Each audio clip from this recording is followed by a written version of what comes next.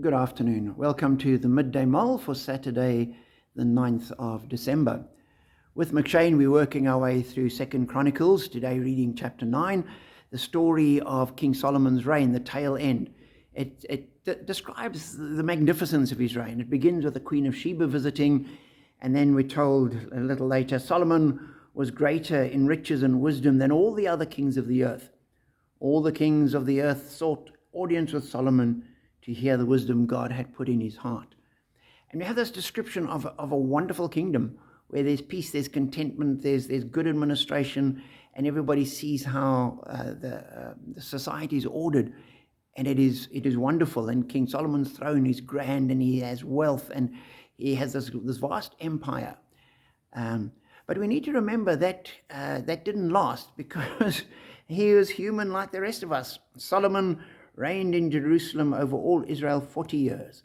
Then he rested with his ancestors and was buried in the city of David his father, and Rehoboam his son succeeded him as king. So Solomon reigned for 40 years. David's reign before him had been quite tumultuous. There'd been insurrection. David had been fighting and putting down rebellions, establishing the kingdom, expanding the boundaries. He'd faced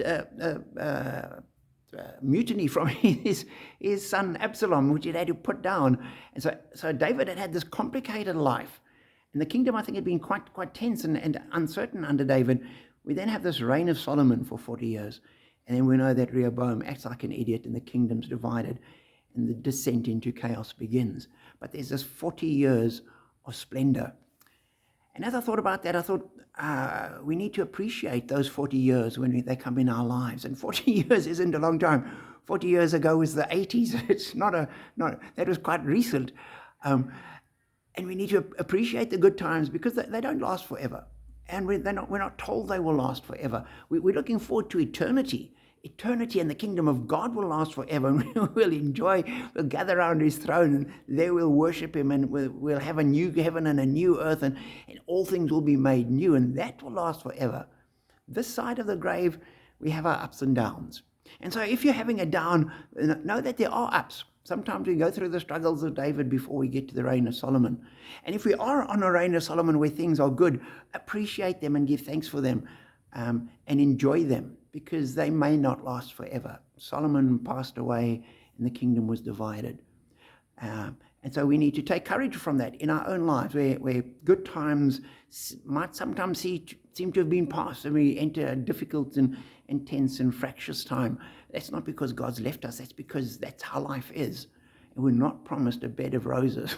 We're promised a few roses with plenty of thorns in amongst them. So be encouraged as you go through life. And we look at David establishing the kingdom. He was a man after God's own heart. And he followed God, and he listened to God, and he repented when he got things wrong, and was constantly listening to God. Solomon wasn't quite so much the same.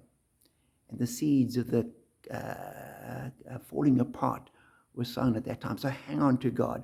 Listen to his word. Walk in his way. Because that's the foundation of all that is good. Be blessed.